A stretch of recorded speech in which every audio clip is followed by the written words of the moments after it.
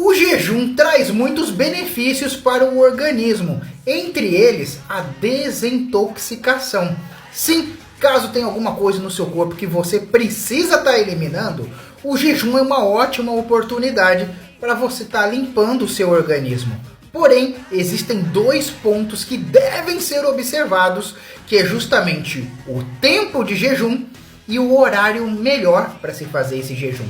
E eu vou estar comentando sobre eles agora nesse vídeo. Se é a primeira vez que a gente está se vendo, eu sou o Dr. Hollisson, farmacêutico e biomédico. E quem segue o meu canal já sabe, né? Aqui a informação é completinha!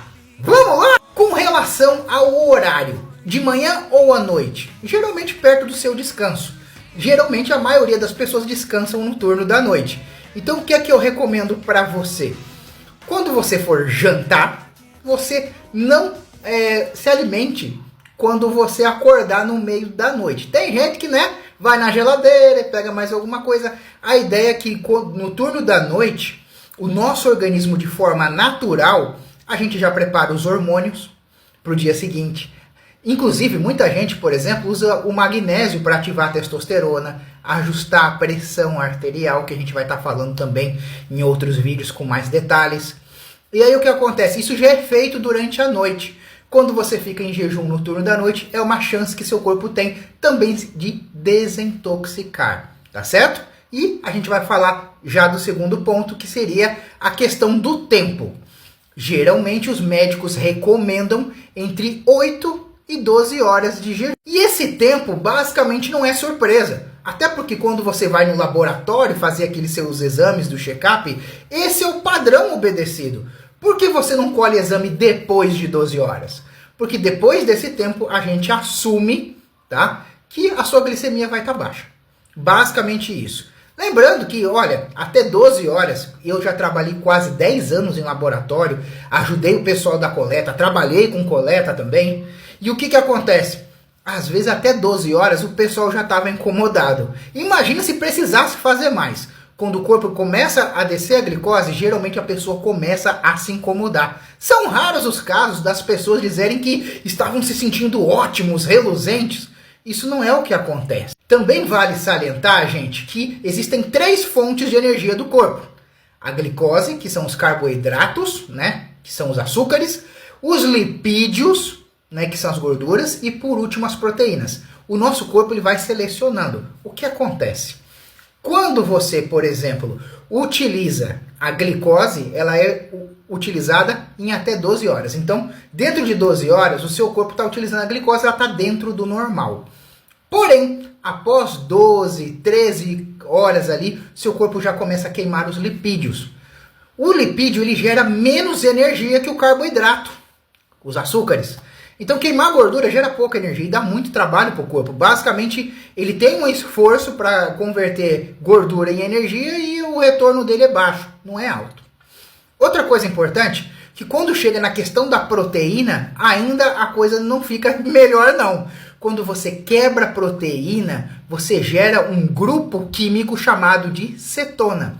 Sim, só para você ter uma ideia, a gente chama isso na clínica de corpos cetônicos. Basicamente, seu corpo ali, o carboidrato não deu conta, o lipídio não deu conta, então quando ele quebra a proteína, ele libera a cetona. A cetona ela é tóxica para o organismo, ela chega a amargar a boca, sabia? Inclusive, existe um quadro muito comum na sociedade que existe. Você sabe quem é que comumente tem o hálito rico em corpos cetônicos, por exemplo? A gente diz que é o hálito do bêbado.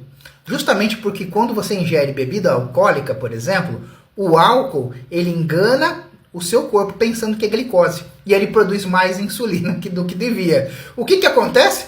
A glicose que era para ficar normal, ela acaba caindo. E sim, aí que acontece? Aí o seu corpo, para poder combater aquela insulina aumentada, ele começa então a utilizar lipídios e as proteínas. Quando ele usa proteínas, o que acontece? Ele começa a ter aquela boca amarga e quando ele fala, você tem aquele cheiro que você diz, eita, isso aí caprichou mesmo. É justamente os corpos cetônicos. Mas existem detalhes ainda adicional. Quando o jejum ultrapassa 16 horas, aí que acontece? Nem os carboidratos vão dar mais conta, nem lipídios e nem as proteínas dão contas. E existe um processo que é chamado de autofagia. É quando algumas células se sacrificam para que elas se tornem nutrientes para outras células. Algumas pessoas pensam que isso é bom, mas isso na verdade é seu corpo dizendo, cara, não tem mais energia. Eu estou precisando, manda energia para mim. É isso. E sabe, o que preocupa nisso tudo é o seguinte, você sabe o que acontece quando a glicemia baixa demais? O quadro da hipoglicemia, ela dá um risco direto do seu cérebro encerrar as atividades aqui na Terra. E o que acontece quando o cérebro para de funcionar? O corpo vai junto. E sim, basicamente a pessoa encerra as atividades na Terra e vai para outra. É basicamente isso, gente. Então o que acontece? O risco da hipoglicemia é até maior do que a hiperglicemia. Mas é o que eu estou dizendo, se você fizer o jejum entre 8 e 12 horas, você tem a sua glicemia dentro da margem de segurança. Inclusive, caso você é diabético, utiliza a metformina, também é isso. Quando o seu jejum ele fica maior que 12 horas e fica um tempo estendido, pode acontecer da diabetes da pessoa acabar descompensando, causando o quadro clínico, que vocês podem pesquisar e ver mesmo, cetoacidose diabética.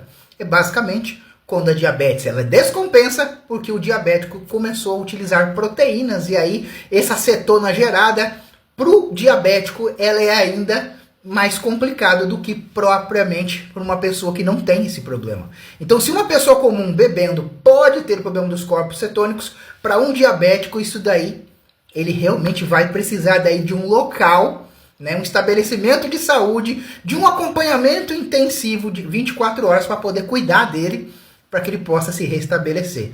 Então, é importante você cuidar, principalmente o diabético, andar dentro dessas linhas e respeitar o limite do organismo. Outra coisa que é preciso levar em consideração é a necessidade do organismo pela energia. Só para você ter uma ideia, existem pessoas que querem fazer atividades físicas e intelectuais em jejum. Sendo que, na verdade, o nosso corpo, quando ele vai fazer uma atividade, ele pede mais energia.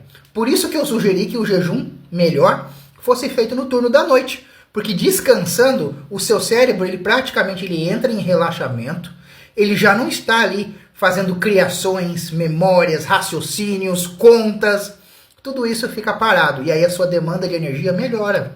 O seu corpo não vai estar em atividade física, então basicamente aquela energia que você não vai estar mais administrando material porque você vai estar em jejum, né, para desintoxicar. O que acontece? Então, mesmo você não ingerindo nada que aumentasse a sua energia, o que acontece?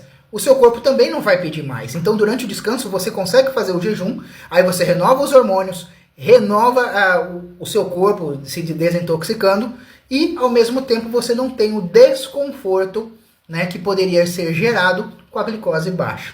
Então, evitar utilizar antes de atividades físicas, por quê?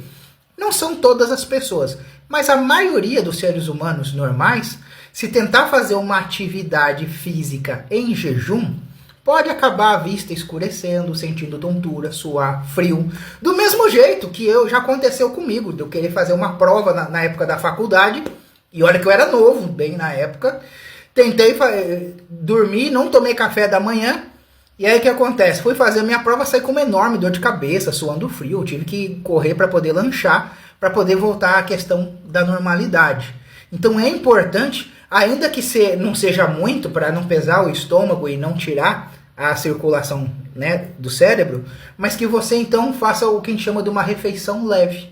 É por isso que muitos nutricionistas e médicos hoje, a maioria, diz que durante as suas atividades você utilize refeições leves no intervalo de 3 horas, de forma que durante o dia o seu corpo sempre esteja com o intestino funcionando, mas não numa intensidade tão grande a ponto de atrapalhar o seu raciocínio e os seus músculos. E aí durante a noite você faz uma janta boa e fica as suas 12 horas de jejum sem ter nenhum tipo de problema.